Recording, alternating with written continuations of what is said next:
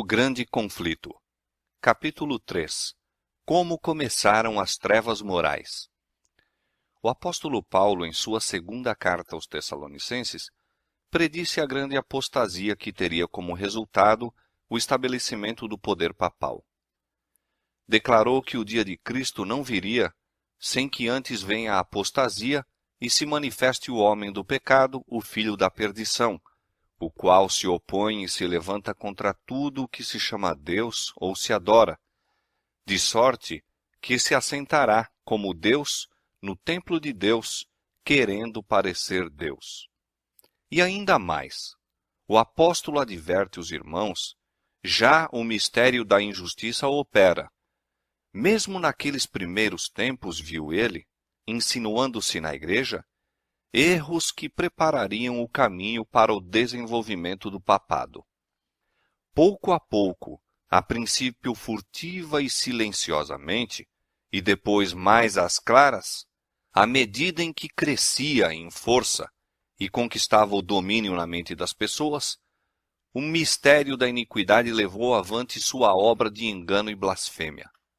Quase imperceptivelmente, os costumes do paganismo tiveram ingresso na igreja cristã. O espírito de transigência e conformidade fora restringido durante algum tempo pelas terríveis perseguições que a igreja suportou sob o paganismo.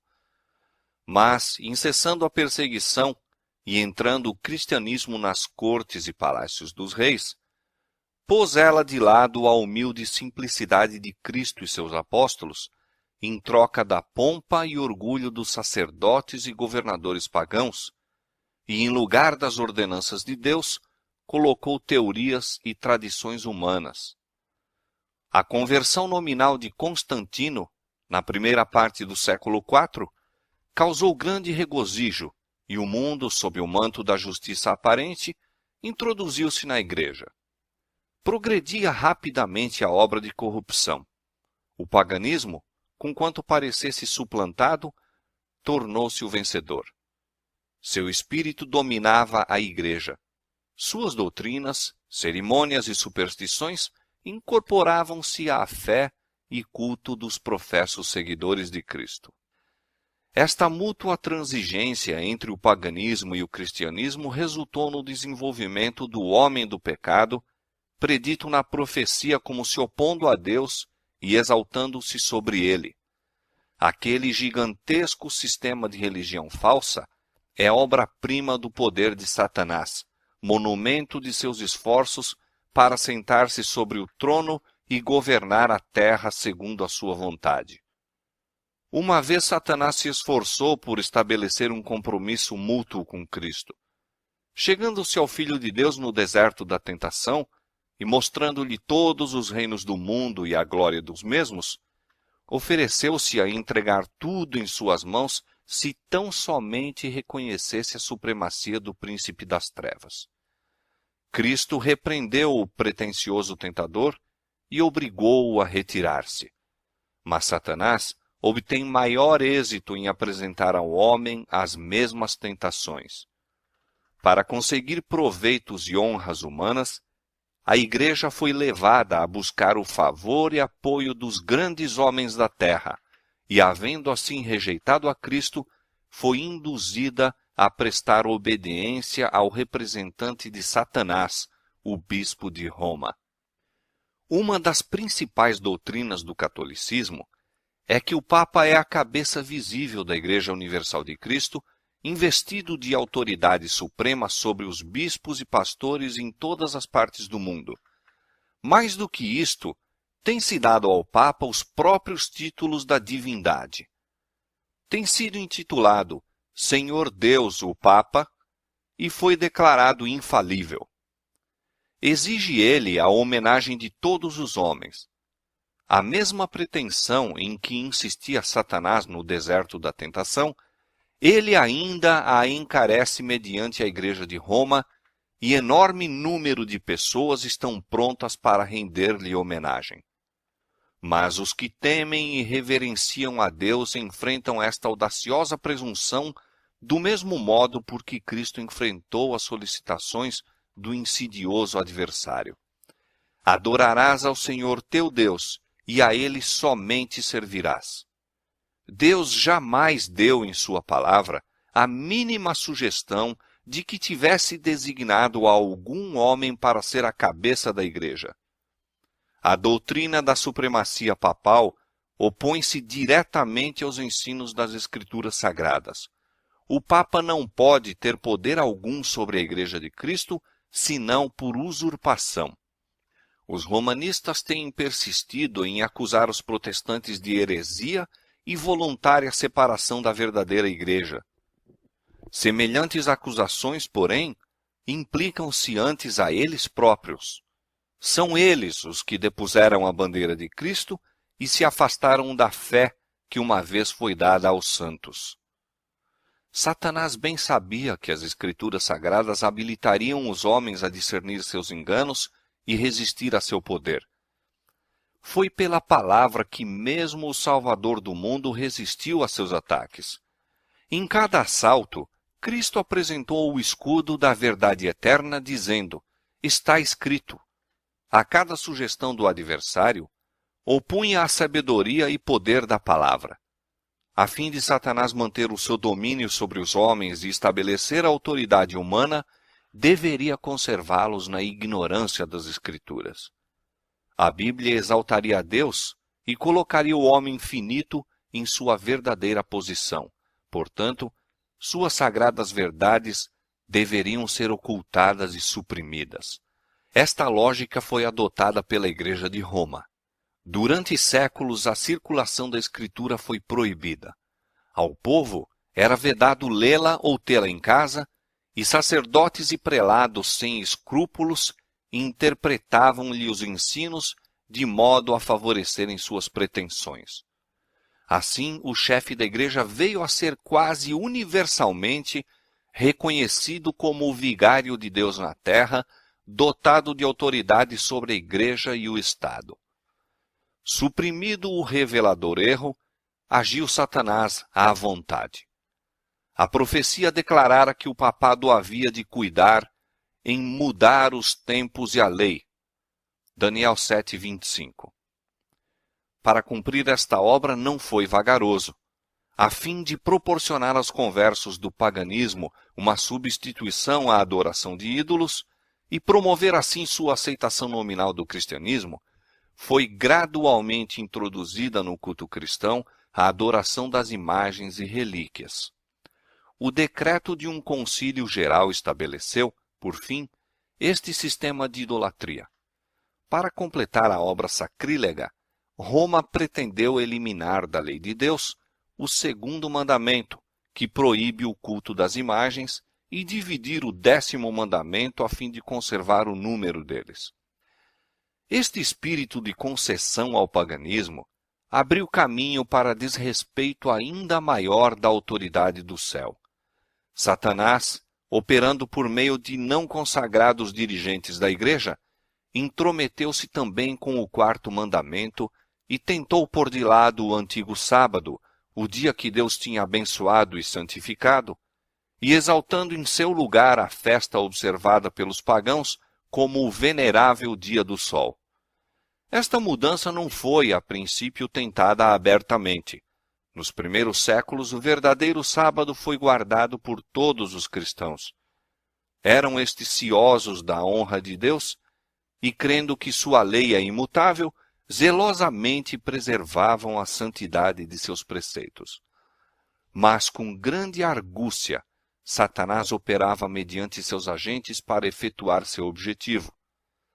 Para que a atenção do povo pudesse ser chamada para o domingo, foi feito deste uma festividade em honra da ressurreição de Cristo. Atos religiosos eram nele realizados. Era, porém, considerado como um dia de recreio, sendo o sábado ainda observado como dia santificado. A fim de preparar o caminho para a obra que intentava cumprir, Satanás induzira os judeus, antes do advento de Cristo, a sobrecarregarem o sábado com as mais rigorosas imposições, tornando sua observância um fardo.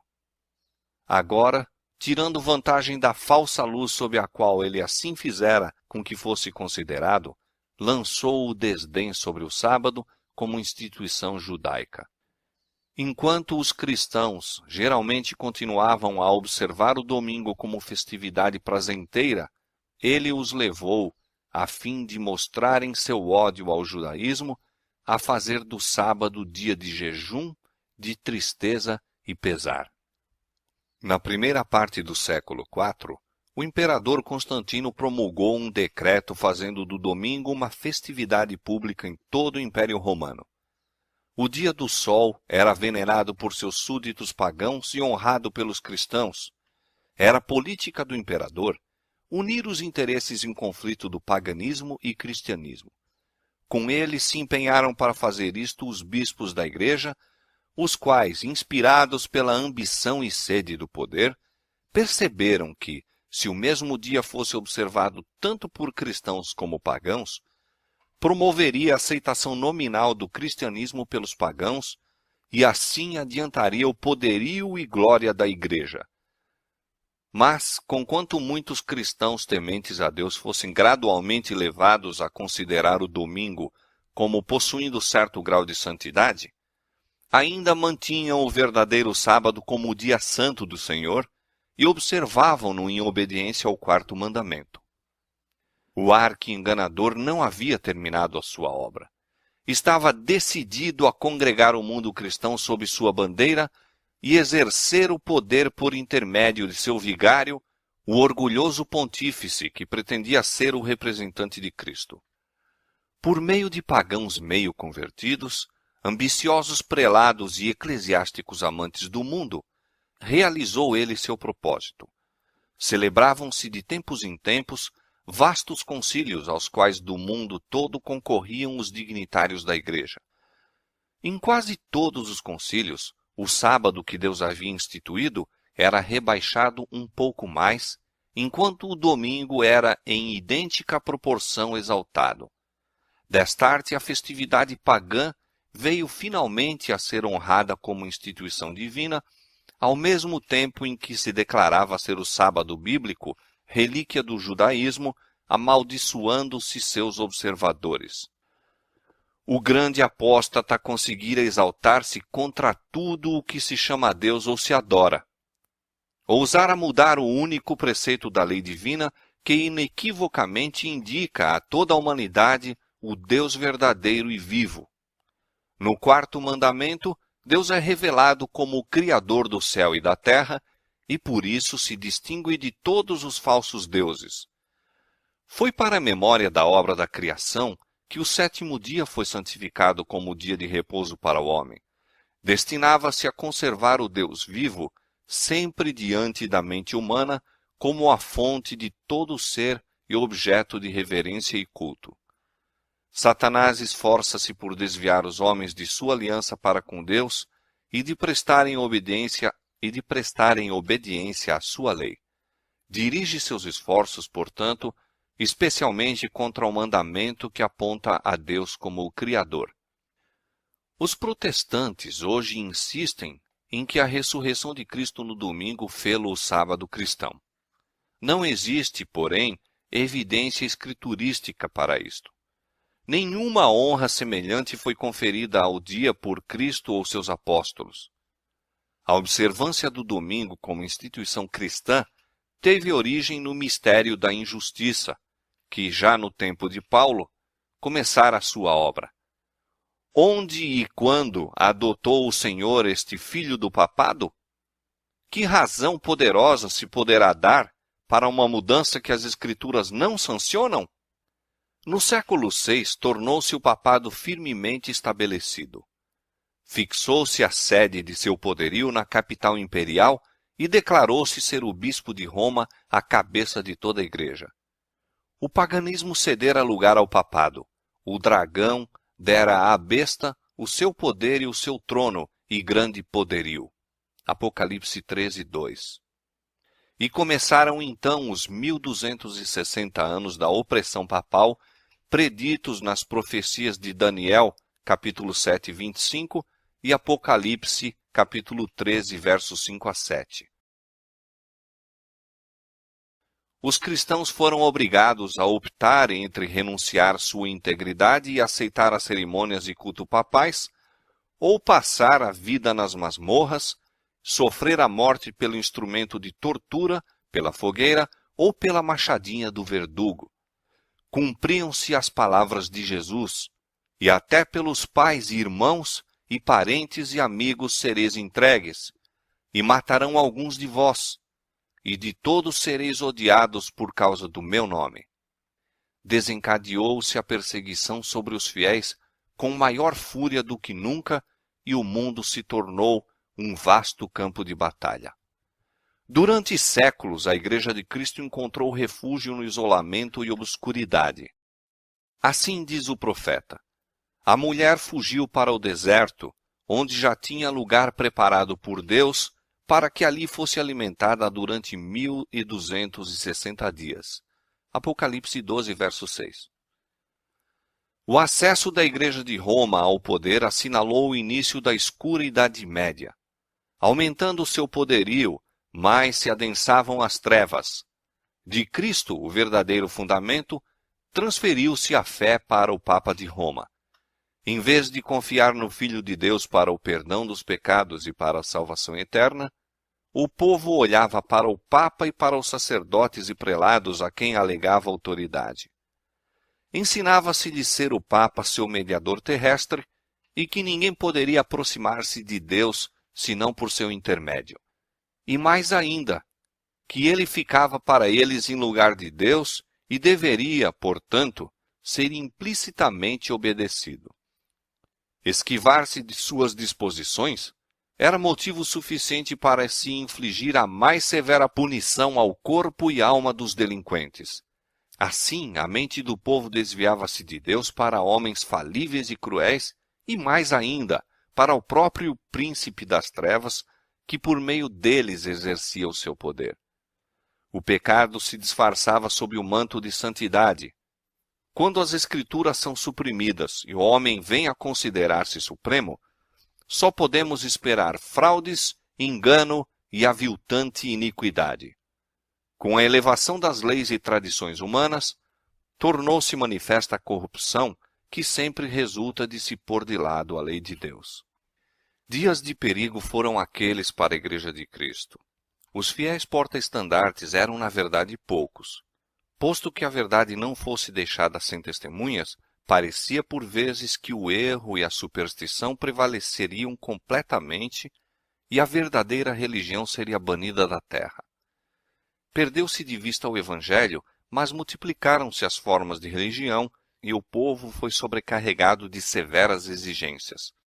Ensinava-se-lhes não somente a considerar o Papa como seu mediador, mas a confiar em suas próprias obras para expiação do pecado. Longas peregrinações, atos de penitência, adoração de relíquias, ereção de igrejas, relicários e altares, bem como o pagamento de grandes somas à igreja, tudo isto e muitos atos semelhantes eram ordenados para aplacar a ira de Deus ou assegurar o seu favor, como se Deus fosse idêntico aos homens, encolerizando-se por ninharias ou apaziguando-se com donativos ou atos de penitência.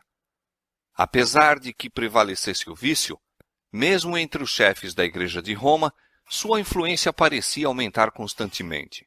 Mais ou menos ao findar do século VIII, os romanistas começaram a sustentar que nas primeiras épocas da Igreja, os bispos de Roma tinham possuído o mesmo poder espiritual que assumiam agora.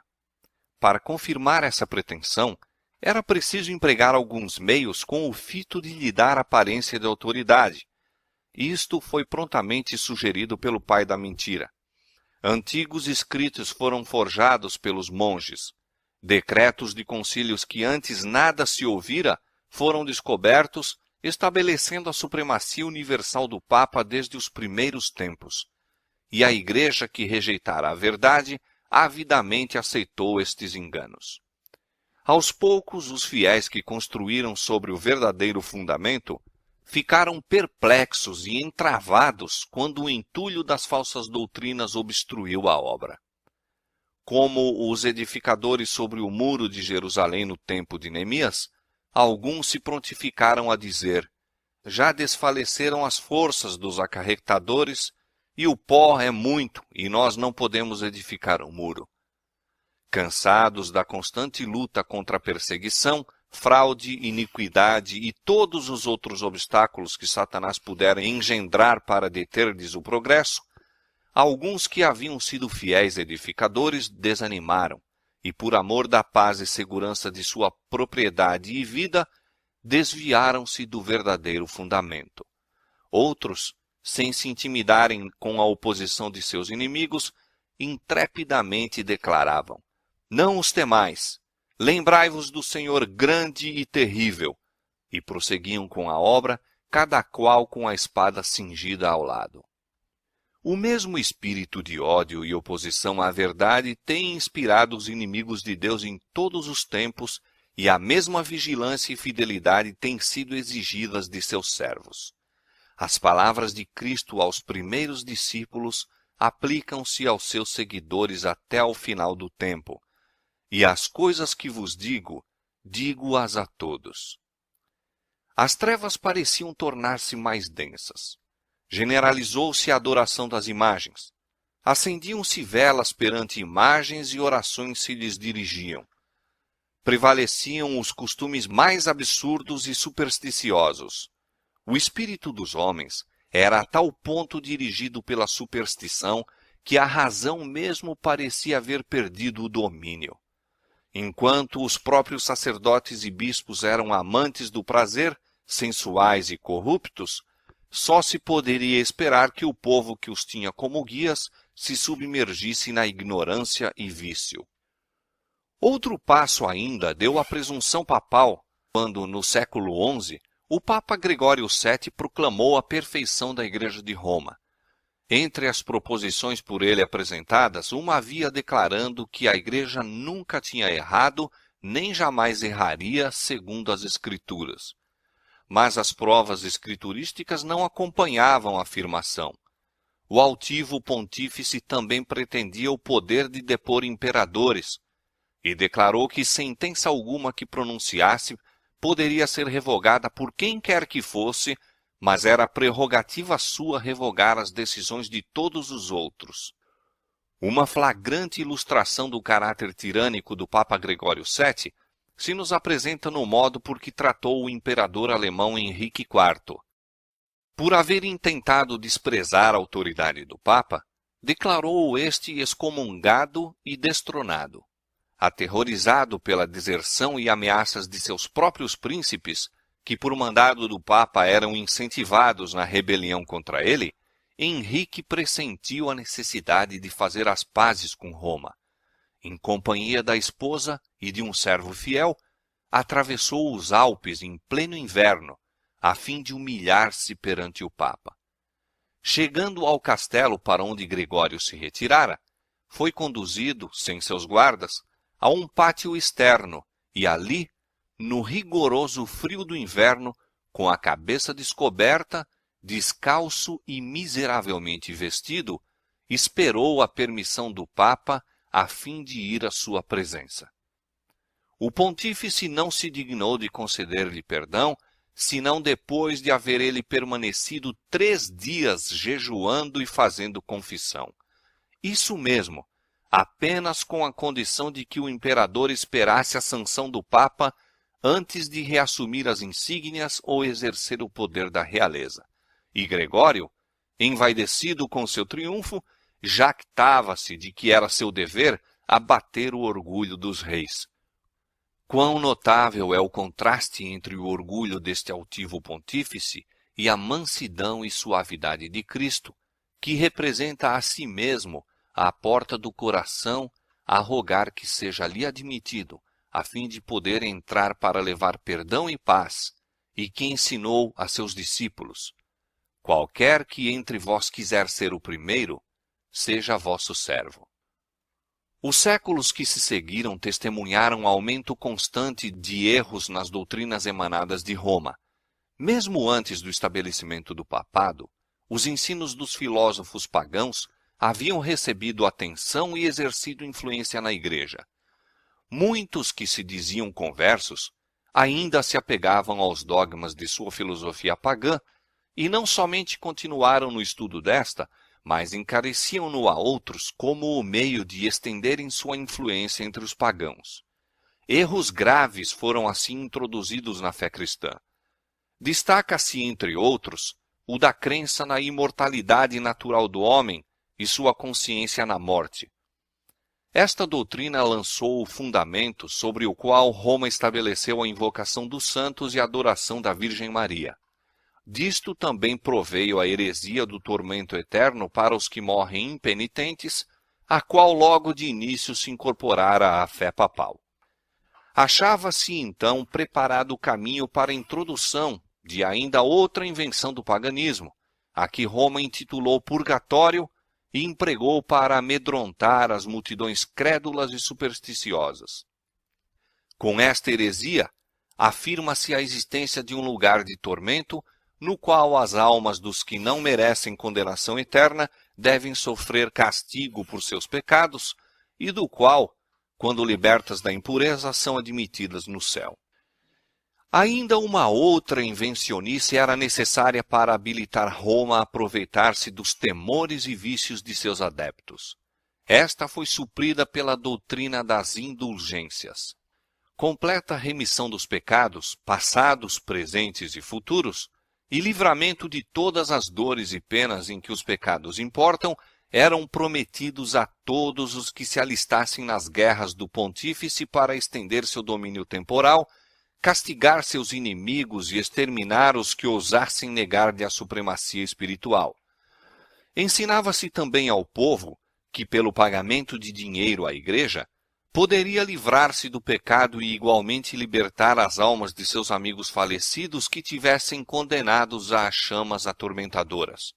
Por esses meios, Roma abarrotou os cofres e sustentou a magnificência, o luxo e os vícios dos pretensos representantes daquele que não tinha onde reclinar a cabeça. A ordenança escriturística na ceia do Senhor fora suplantada pelo idolátrico sacrifício da missa.